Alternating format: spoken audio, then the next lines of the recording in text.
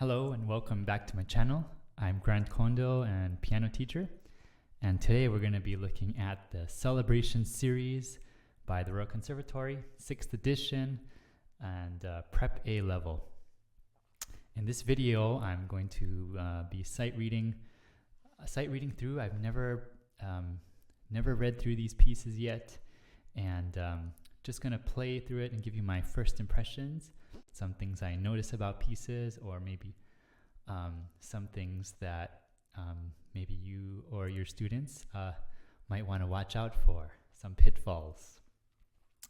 And some of these pieces perhaps I've played before if there's some famous pieces in here. But this is my first time going through this book. This beautiful, just released in 2022, and really excited to dive into it. So also going to be sight reading some of these title names and composer names, and if I butcher any of them, very sorry, and feel free to correct me in the comments. So we're just going to dive right in. First piece here is Allegro in C major, Opus 1 number 4 by Alexander Reinagle.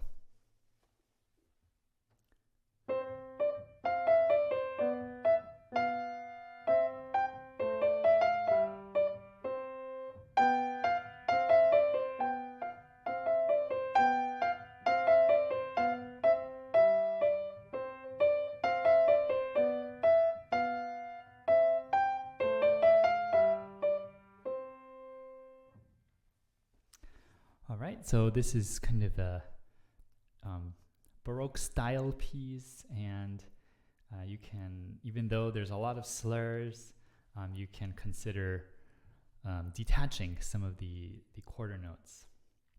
And also, I won't be playing any of the double bar repeats in this book, just as you would for your if you're doing the examination as well.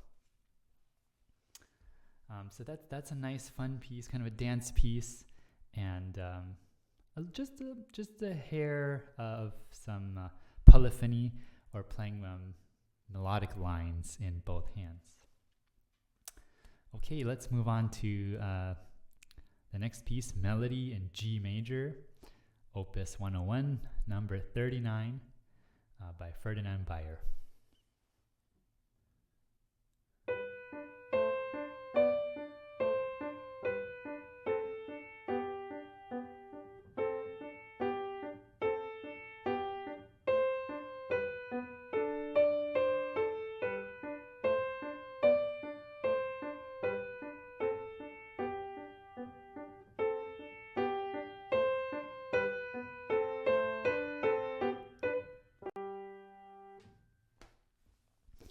Okay, so this piece is listed as moderato cantabile, or singing in a very singing manner, and you can see that in the right hand, and in the left hand, again, sort of this detached style can help to give your piece, your performance, a little more personality.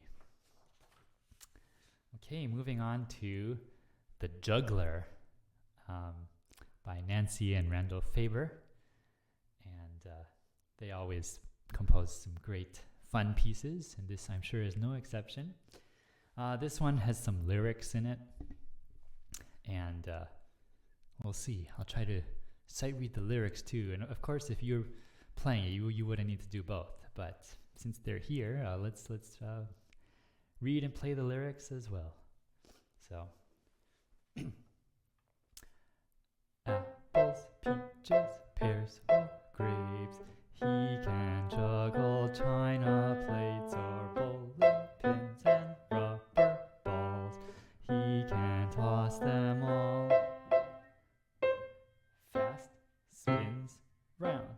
Nothing will touch ground. 3 C's flying in the air. Try it if you dare. All right, so that one, tricky, right? In measure 9 here we have, it says the juggler juggles the different C's, and so you have to bounce around with different hands, and that was tricky. Yeah, I was not expecting that, and but that definitely gets your hands moving, getting out of just a 5-finger position, for example. All right. Next is On the Trampoline, and this is by Linda Niamath. And it says, with a strong bounce. All right, let's see what that feels like.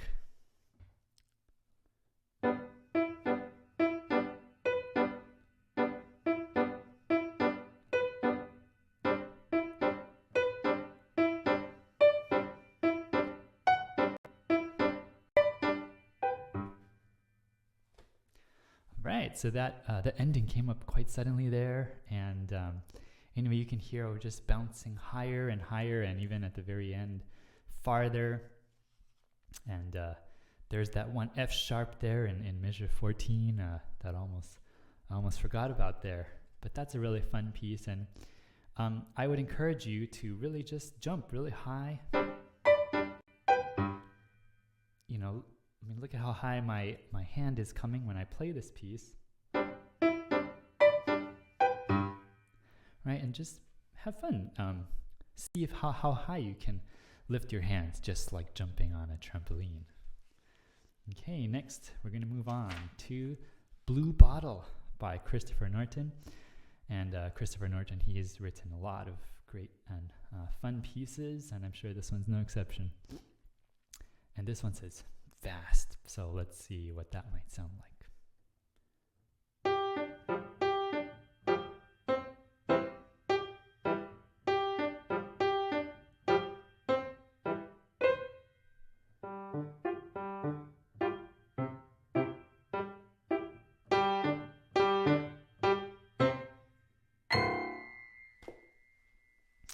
All right, and so this one's a fun one, a lot of staccatos. And in the third line of starting measure 9, since there's no dynamics in this piece, I thought I'd put a piano in there just for fun, and then close out with a very big ending. Anyway, fun piece, although I have no clue why it would be called Bluebottle. It reminds me of a coffee brand, but I don't know. If you have any idea why this might be called Bluebottle, I'd love to hear your thoughts in the comments. Okay, next is Giraffe by Teresa Richert. Teresa Richert. And here it says, play the notes in the treble clef 1 octave higher than written throughout. Okay. I'm going to be using the pedal for this one as well.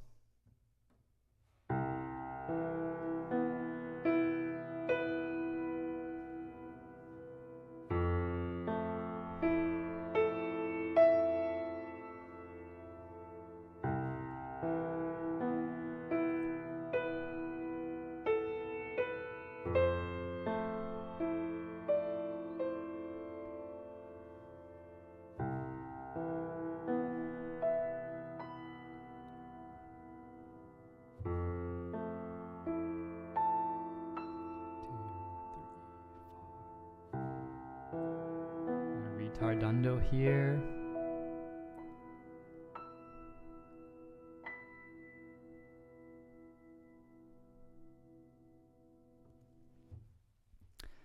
All right, so this piece, Giraffe, gets your hands moving higher, perhaps just like a long giraffe neck, reaching for the highest delicious things in the trees.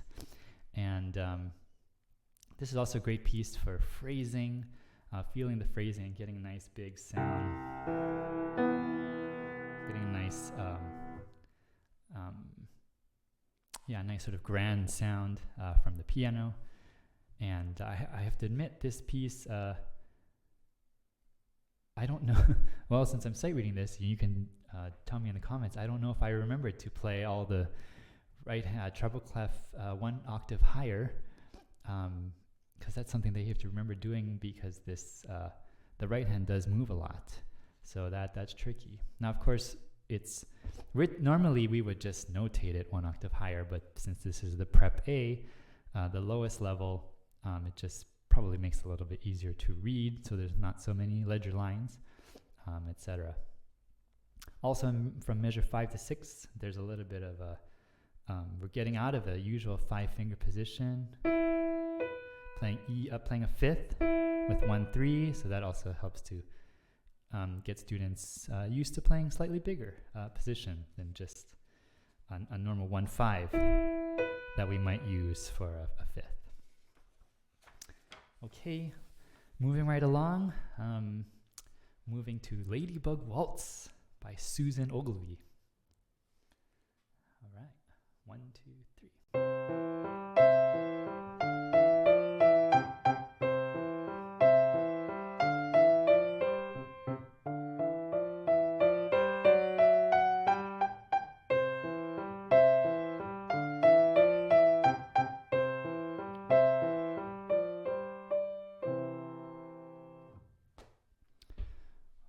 So great, another fun piece, and I just stuck in a little retardando there at the end. But this is a nice combination of slurs and staccatos, and great students will get some great feel of the phrasing with this piece. There's several dynamic changes as well, and of course, students can learn the waltz pattern. 1, 2, 3, 1, 2, 3. Even though this doesn't follow the traditional, it's still written in a way that conveys that waltz feel. Okay, next is Owl in the Night by Rollin. And it's the tempo marking says for moving forward mysteriously. This one also has lyrics, so try to sight read those too. See the owl in the night. Ooh, ooh. He is starting right at me. Ooh, ooh. Hear the wind howling, howling. Hear the wind, ooh. See the owl in the tree, ooh, ooh. He is staring right at me, ooh. Here is how beanbag owl, ooh, ooh, ooh. Okay, great. And of course, if you're going to play this piece, you don't have to sing, but it just helps to visualize what's going on with the owl in the night. And I realized measure 5, I said he is starting, but he's staring right at me.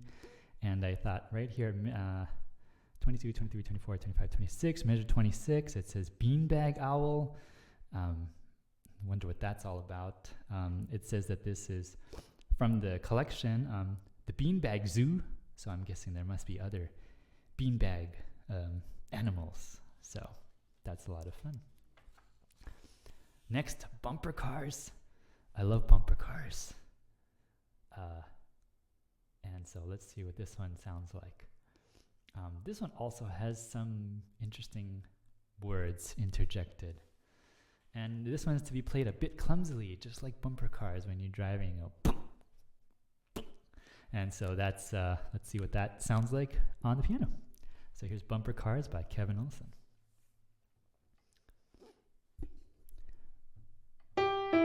Bam. Crash. Bang.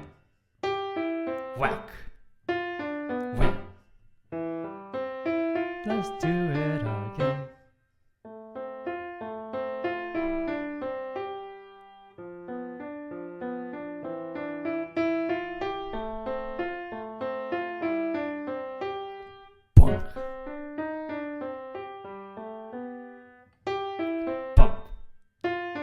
crash, bang, whack, wham. Let's do it again.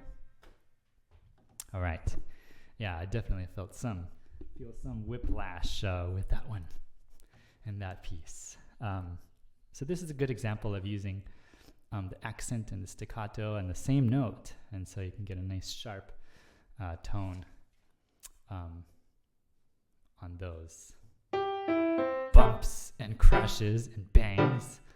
So that's a great piece. Okay, moving right along. A lot of pieces in this book. A lot of great ones so far. Next, this is The Haunted Mouse. Another one by Nancy and Randy Faber. And this one says to play Scampering Along. So, all right, try to read the lyrics for this one as well. I'm a little mouse that's in a haunted house. I will always squeak when I hear people shriek. It's a lot of fun to watch the people run. Oh, it's so entertaining in this house. Oh, mouse. All right. And yeah, I didn't go to the low enough for that A at the bottom. Play the lowest key on the piano. So this is another fun piece that explores the really big range on the piano, and this practices an skill that's not always talked about, but when you have the same note, you want to try to always put some phrasing into it. Don't just, since you see 4 notes in a row, don't just play it the same, but to play it, either up or down, kind of natural phrasing. So that's another great one, The Haunted Mouse. Next, Crisscross by Florence Price. And this one starts in both hands in treble clef.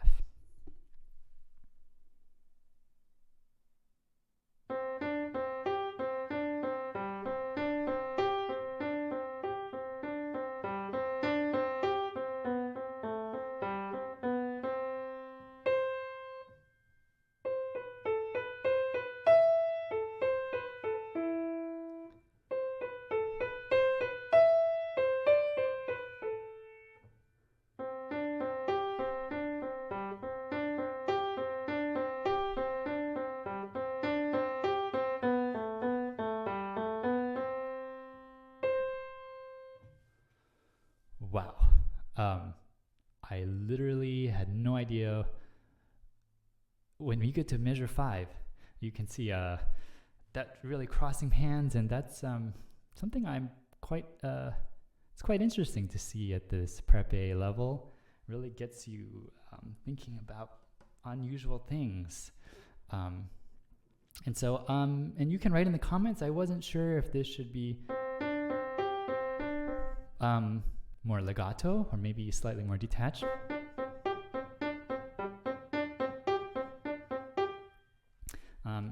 In the score, there's no articulations, and so would love to hear your thoughts. How would you play it?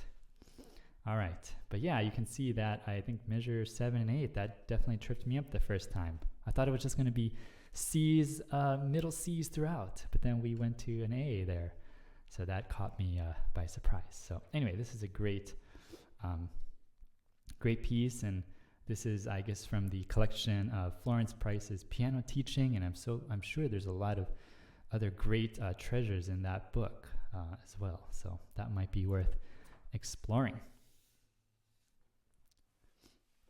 Next, A Skating Waltz, Boris Berlin.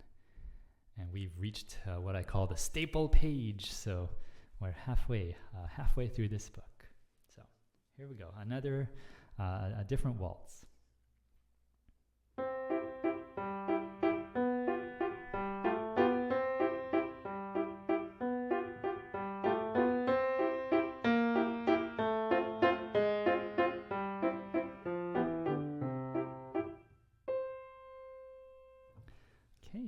little crossover there at the end.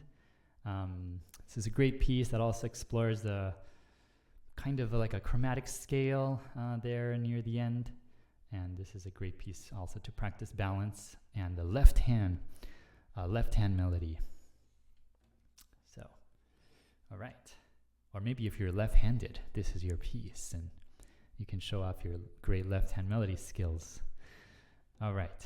Next, sleigh bells.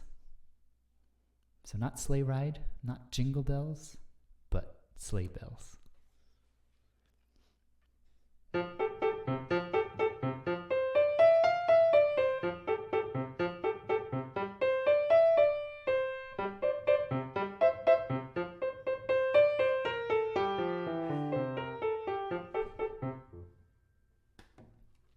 So that's a really fun piece, and lots of staccatos and just a up-tempo piece.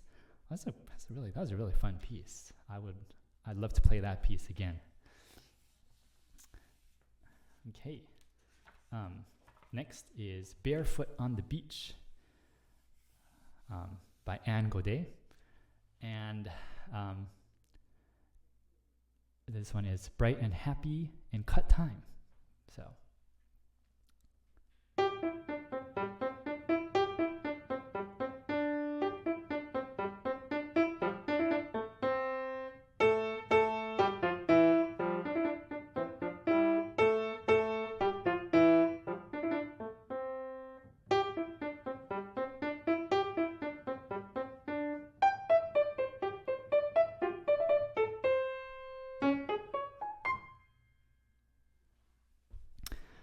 So I love that little D flat at the end.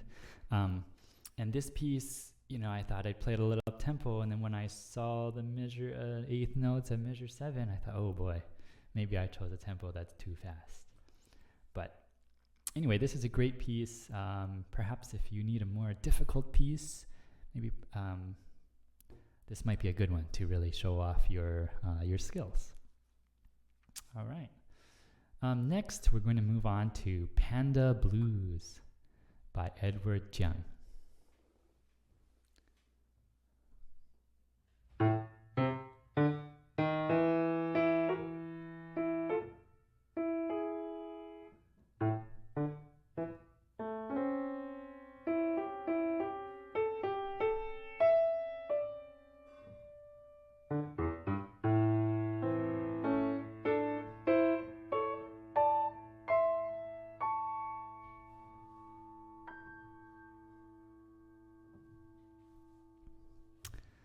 Right. Wow, that's definitely nice and bluesy. And so you can practice, discuss with your teacher kind of which notes to emphasize.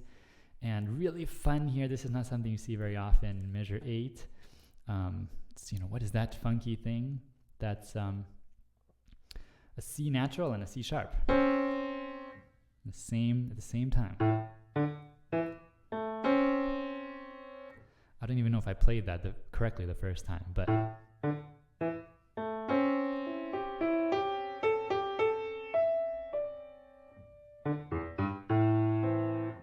so that's a really, really fun one. I'm not quite sure, and you can maybe write in the comments, measure 14 to the end, kind of moving up a lot. Maybe that's the Panda kind of stepping up, or should we use the pedal? Maybe not, huh? But yeah, so that's something that you have to be very deliberate about. And then, of course, this bluesy, the minor 7th there. So anyway, there's a lot. If you have a student that you love to talk with a theory about, in style, this is a great piece, Panda Blues. Okay, we're going to move on to Haunted Harp by Christine Donkin. And this one is 6/4, right? So a good opportunity to talk with your student about what is 6/4, right? Really two groups of three. And so how might that sound like? And hold the damper pedal throughout. Oh, and by the way, play it creepily.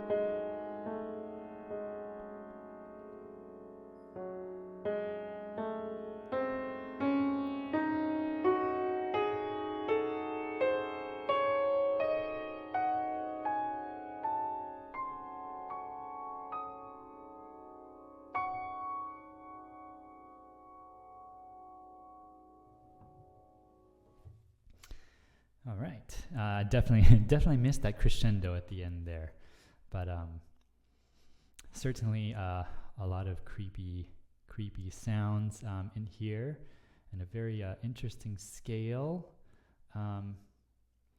At first glance, I couldn't quite pick it up. So it's not a whole tone scale. It's not chromatic, and so if you want to write in the comments, what is this scale? What notes? I'd love to hear your thoughts. All right. Well, speaking of unusual things that we don't normally see, moving on to Rock Climbing by Sarah Konecsni. Measure 1, palm cluster. Measure 2, depress silently. Okay, and hold until measure 6. What does that even mean? And then there's an asterisk on the bottom that says, play this cluster with both hands. Okay. Left hand on lowest white keys. Lowest white keys? Okay. And right hand on lowest black keys. Okay, something like this. And hold for 1 measure. Okay. And so maybe something like this.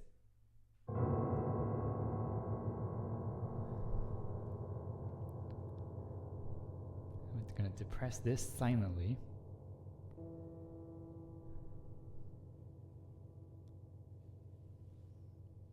Okay, here we go, measure 3.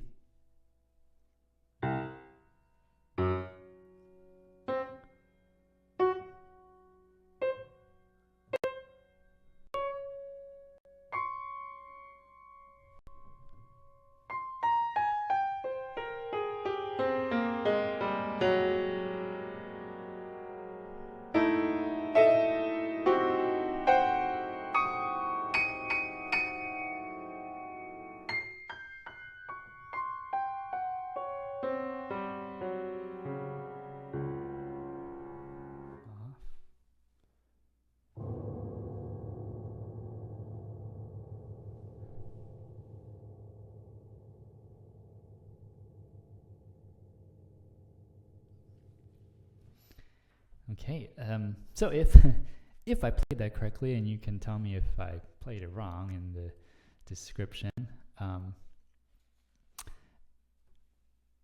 So this is when you depress notes silently. I don't know if you could hear it, but when you play these lower notes in measure 3, do you hear how when you press these notes silently, the dampers come up, as you can see in the damper cam, so that it gives some resonance. Hopefully you can still hear that, but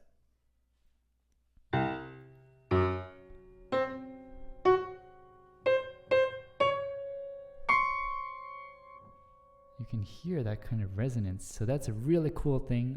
If you're a teacher, talk with your students, or if you're a student, talk with your teacher about this sort of effect, about rock climbing.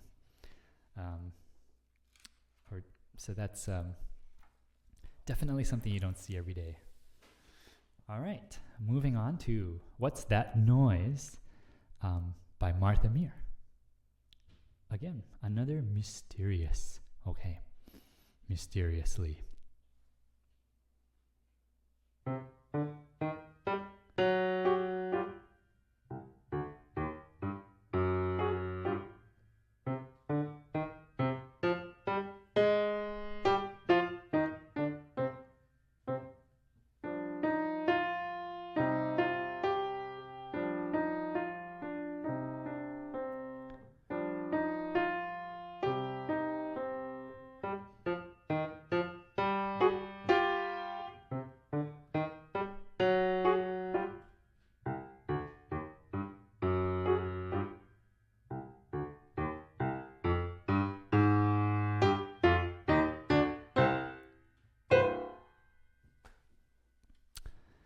right, so this one also uses a huge range of the piano, and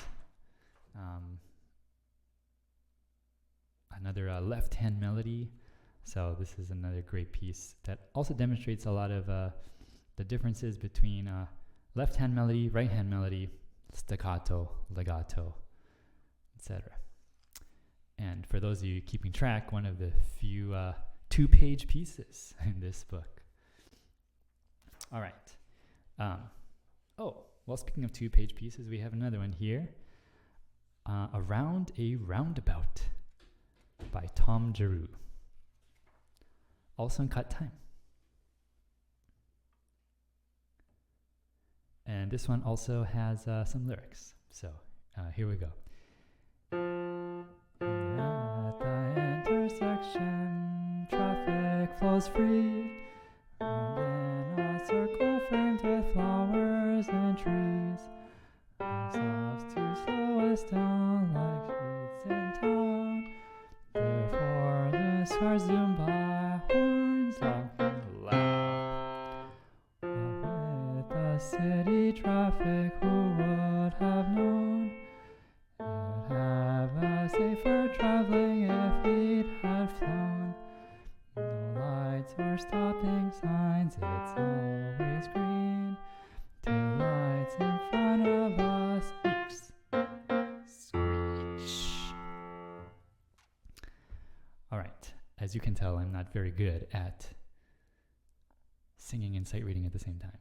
But this one, although it's really in the key of F, although it doesn't really use a key signature, instead just using accidentals. And but there are some times where we have this sort of B natural, as you can see in measure 3, which gives it a Lydian flavor. So from the beginning, versus if I played a B flat, that would be more F major.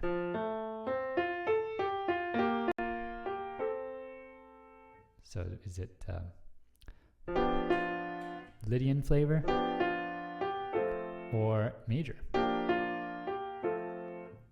So there's a good chance I mixed that up in playing this piece. So you can tell me in the comments as well.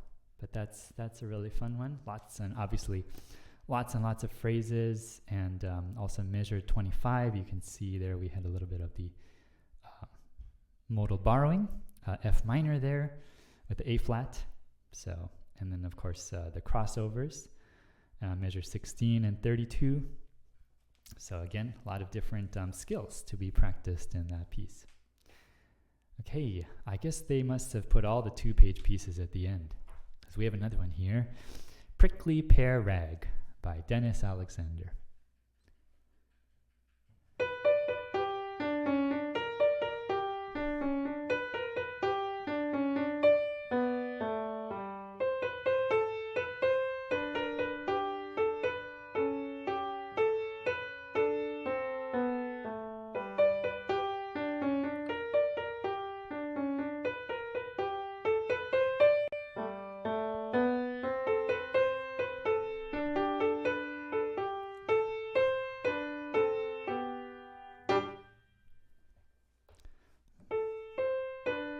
One, two, one. Okay. So this piece, rags are generally up tempo, and this piece written in 4/4, but at up tempo it really feels kind of like a almost cut time. And anyway, so this one has a lot of chromatic neighbor tones, and switching melody between hands, and a lot of syncopations too. So a lot of great things to study in this piece. And of course, Dennis Alexander has also written many great pieces for students. So this is another great one. Okay, next, The Wandering Ogre by Mark Mozinski. And this one you should play heavily. Okay then, let's try it. 1,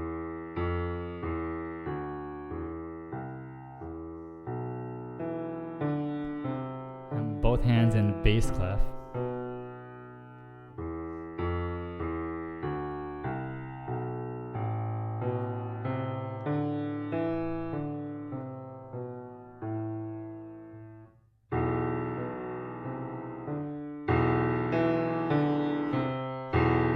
Fortissimo! Exclamation mark!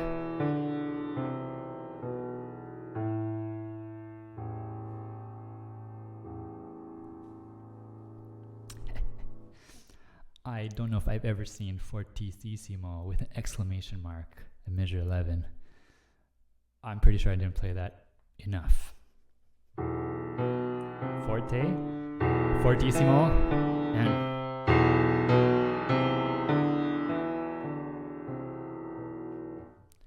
so who knows, what did the wandering ogre find at measure 11? Well, write in the comments what you feel. What's measure 11 all about? All right, well, that's fun. Moving on to Sleepyhead by Martha Donkin. And we're going to play this one drowsily, very sleepily. So, here we go.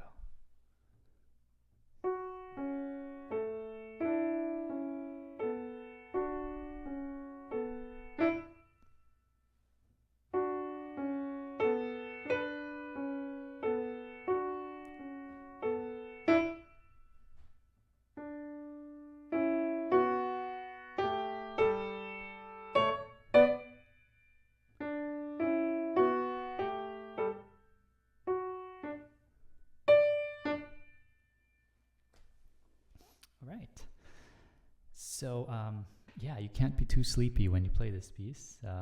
Measure 4, measure 8, 13, 12, end of each phrase has this crescendo to a short note. And so, what do you think that's all about? I don't know. How would that relate to a sleepyhead? Maybe I'm running into something, I'm falling, hit my head on something. But I would love to hear your thoughts in the comments. Also, this is one of the few pieces that has a key signature. So 2 sharps. So that's a good practice of playing a piece with key signature. All right. Next is Baby Kangaroo. Another piece by Crosby Gaudet. This one's going to be playful. And I guess bouncy like a kangaroo with all the staccato.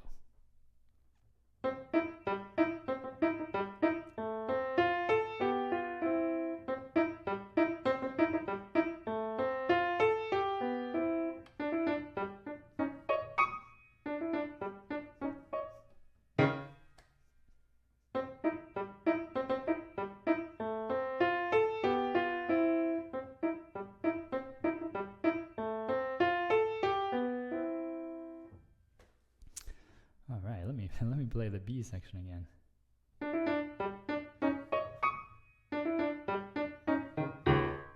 Right, going in the other direction. That's what I get for not looking ahead. And yeah, you know, this piece you can't play too quickly because you have this, again, this repeating eighth notes. If you play it too fast, it's very hard to play those repeated notes. But otherwise, a really fun piece. Also at measure 8, you can see the straight lines there that shows the melody going between the hands. So that's another good teaching point there. All right, just a couple of pieces left.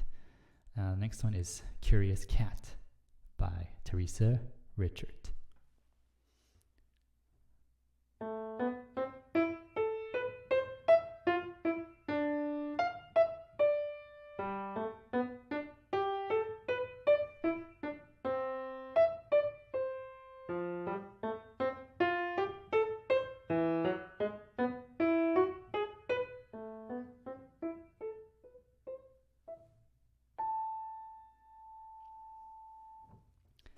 Right, so this one's definitely got a sneaky quality to it, and love the pianissimo subito there at the measure 13. So this is relatively simple piece, but it does have you moving around a lot. playing in a lot of different 5-finger positions, and but very stylistic. You can't play this piece well without the proper style. So yeah, this is a great, fun piece. All right, and to close out the entire book, we have Smooth and Crunchy by Alyssa Milne. And this one, smooth and crunchy with relish. Perhaps food. Reminds me of food. So perhaps the right hand is the crunchy part with all the staccato, and the left hand, smooth. So let's give that a try.